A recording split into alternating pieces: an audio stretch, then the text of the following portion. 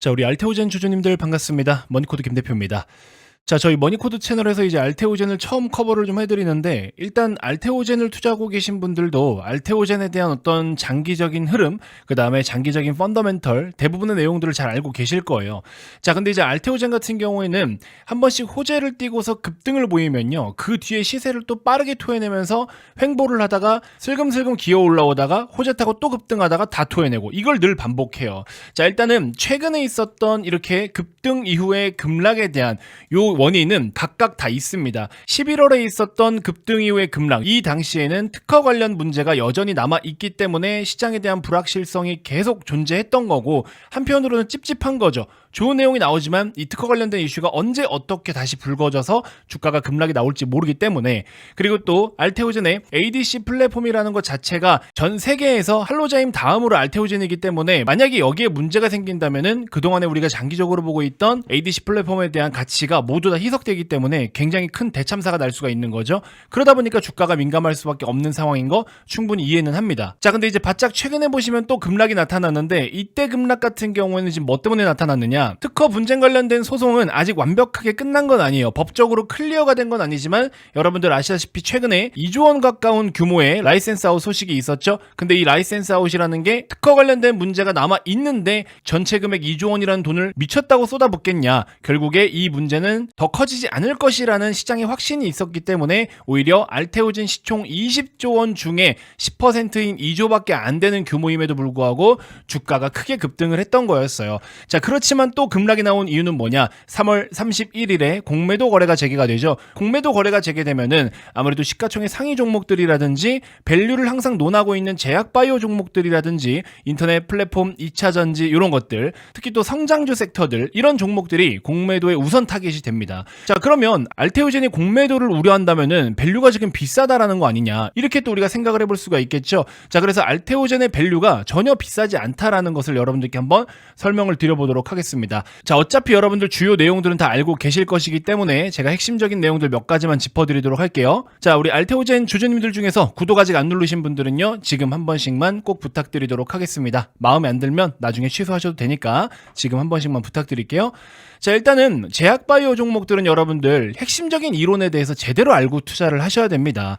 바짝 최근에 이제 HLB 같은 경우에도 보시면은 저희 머니코드 채널에서도 HLB를 집중적으로 커버를 해드리고 있지만, 내용을 제대로 알고 있지 못하면 이 변동성을 이겨낼 수가 없습니다. 진짜 심각하게 털릴 수도 있어요. 자, 근데 이 알테오젠 같은 경우에는 최근에 나왔던 2조 원대의 라이센스 아웃, 이거 호재 맞아요. 호재가 분명히 맞습니다. 심지어 빅 호재죠. 큰 호재입니다. 말씀드렸던 것처럼 그동안에 이제 할로자임하고의 특허 관련된 소송 분쟁이 있었는데, 이것 때문에 주가가 지지부진했던 것도 맞습니다. 근데 2조 원이라는 규모, 단일가로만 놓고 보면 크지만 알테오젠 시총 20조 원 기준에서 2조면은 그렇게 큰 규모는 아니죠. 그럼에도 불구하고 급등한 이유는 이 특허 관련된 문제가 사실 문제가 되지 않을 가능성이 높기 때문에 2조 원이라는 라이센스 아웃이 성공한 거 아니냐, 특허 분쟁이 있는데 누가 2조 원을 태우냐, 그렇기 때문에 사실상 특허 관련된 이슈는 한 방에 해소됐다라고 보는 게 맞다, 이런 인식이 시장을 지배했던 거고요. 여기까지는 알고 계시죠? 자, 저는 개인적으로 이렇게 생각을 해요. 대한민국에서 이렇게나 펀더멘털적으로 튼튼해져 가고 고성장을 보이는 기업이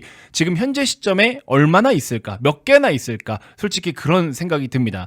단순하게 그냥 신약 개발하고 임상 진행하는 그런 제약바이오 기업이 아니잖아요. 이 대단하고 잘난 플랫폼 한 개가 여러 글로벌 빅파마 기업들의 블록버스터급 약품들에 대한 가치를 지켜줄 수가 있고, 심지어 제형 변경 임상에서 기존의 약품보다 데이터가 더 좋아지는 경우들도 있습니다. 최근에도 그런 데이터가 나왔지만 뭐 부작용이라든지 유효성이라든지 이런 것들이 기존의 IV 제형에서 SC 제형으로 변화를 하는데도 같은 약품에도 불구하고 데이터가 좀 더 좋게 나오는 경우들도 있었습니다. 이런 플랫폼이 어디 있어요. 그러다 보니까는 따박따박 앞으로 돈 잘 찍힐 거고. 자, 그래서 일단 여러분들 여러 가지 모멘텀이 남아있긴 하지만 일단 실적적인 측면으로 한번 살펴보려고 합니다. 자, 여기도 보시는 것처럼 24년도에 실적 발표 잘 나왔죠. 흑자 전환했고요. 254억 원의 영업이익 나왔습니다. 25년, 26년까지도 매출과 이익 상승이 어마어마합니다. 근데 이게 끝이 아니죠. 자, 근데 이 돈을 다른 임상 개발 기업들처럼 임상 실험을 진행하는 개발비가 많이 들어가는 사업 구조가 아니다 보니까 이익에 대한 유지도 그리고 또 방어도 장기적으로 꾸준하게 가능할 것이고요.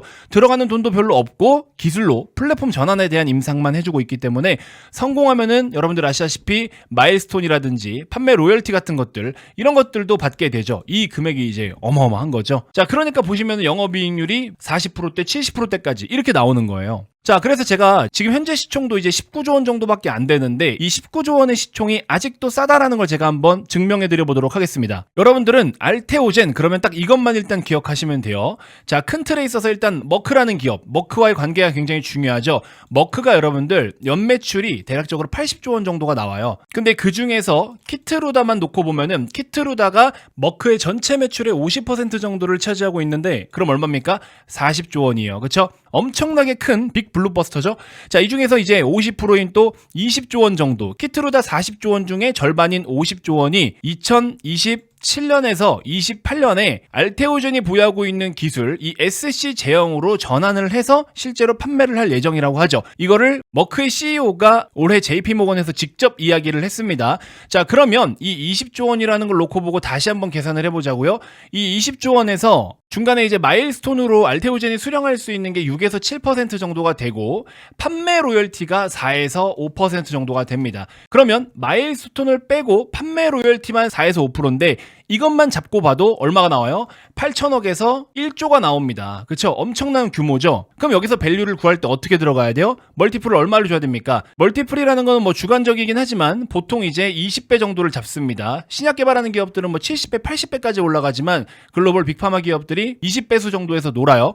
자, 그러면 멀티플 20배 정도를 잡고 계산하면 얼마입니까? 1조 곱하기 20 하면 얼마예요? 20조잖아요. 근데 지금 시총이 얼마예요? 19조입니다. 그쵸? 최근에 살짝 조정 나온 게 19조의 시총을 보이고 있습니다. 그럼 뭐야? 지금 거의 적정가네? 그쵸? 키트루다 하나만 놓고 봐도 지금 적정가인데 그러니까는 키트루다 이슈만 가지고 급등했다가 지금 다 토해낸 거예요. 근데 여러분들 키트루다 향 매출만 나옵니까? 아니잖아요. 지금 알테오젠이 글로벌 빅파마만 대여섯 개를 컨택하고 있어요. 그러니까 무조건 시총이 20조 플러스 알파여야 된다라는 거죠. 지금도 적정가인 거예요. 이거보다 더 빠지면 이제 저평가 국면으로 들어가는 겁니다. 왜? 확정된 매출이니까 사실 임상이 성공되면 시간이 지나서 판매하면 알아서 따박따박 돈 찍힐 수 있는 것들이니까. 그렇죠? 장기적으로 1조 원 이상의 매출과 이익을 만들어낼 수 있는 로열티를 먹을 수 있는 모멘텀이 몇 개나 되는데 진짜 이거 여러분들 10년에 한번 나올까 말까한 그런 장투 종목입니다. 추가적으로 최근에 또 이슈가 됐던 것들 뭐 에너투 같은 약품 있죠? 이 에너투만 놓고 보더라도 상용화가 되면은 얘도 1조 이상 로열티가 나와요. 에너투의 29년 예상 매출이 100억 불입니다. 100억 불 얼마예요? 14조 원입니다. 이 중에서 1조 정도의 로열티를 받을 수 있을 거로 예상을 하고 있어요. 그럼 좀 전에 설명드렸던 키트루다랑 에너투만 놓고 봤을 때 얼마예요? 이것만 해도 2조라고요. 그럼 멀티플 20배 얼마예요? 20배 곱하기 20 하면 얼마야? 40조잖아요. 그쵸? 그러면 이 두 가지 약품만 놓고 봤을 때도 40조의 시총을 28년, 29년까지 노려볼 수 있는데 지금부터 한 3년 남았잖아요. 솔직히 장투 3년? 이 정도는 해볼만 하지. 그러니까 못해도 지금 여러분들이 이 종목이 30에서 32만 원대까지만 조정이 나왔을 때 추가 매수를 하든 좀 공격적인 신규 매수를 하든 그렇게 해서 비중을 채워두시면 3년 내로 솔직히 말하면 2배 이상 가지만 지금 확정되고 확보된 것만 해도 2배는 간다라는 거죠. 이런 기업이 어디 있습니까, 여러분들? 아무리 한국 시장이 개똥 같다라고 해도 여러분들 숫자는 무시할 수가 없어요.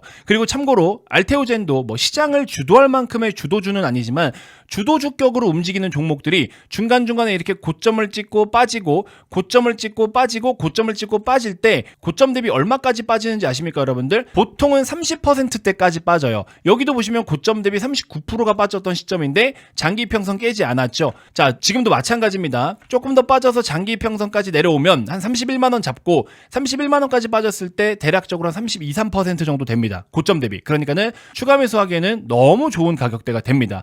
자, 어떤 내용으로 내려오느냐가 중요하겠지만 악재가 없이 한 31, 2만 원까지 내려와서 30만 원을 이탈하지 않는다 하방으로 그랬을 땐 여러분들 추가 매수를 좀 공격적으로 해서 장기 투자 관점이신 분들은요 진짜 꼭 좀 보유를 해야 될 만한 종목이다라고 저는 생각이 듭니다.